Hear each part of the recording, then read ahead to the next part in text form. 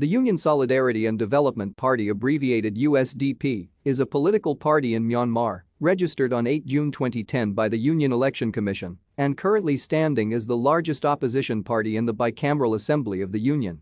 It is the successor to the formerly ruling military junta's mass organization, the Union Solidarity and Development Association.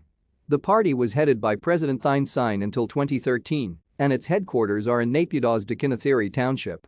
It is known for its close ties with the military, and also, most of the party officials are former military personnel. In the 2010 general election, the USDP won 883 seats out of 1154 total seats, 259 seats of 325 seats from Pitha Lutta, 129 seats of 168 seats from Amyatha Lutta, and 495 seats of 661 seats from region and state Lutta. On 4 March 2011, 2 USDP MPs from Bago region, and a Pitha Lutta MP representing Thanatpin Township, and Chon Wiu, representing Constituency 7, were disqualified by the Union Electoral Commission for failing to meet the constitutional requirements for citizenship. On 2 May 2011, Shui Man assumed the office as temporary chairman of USDP.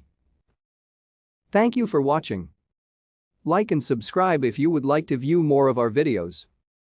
Have a nice day.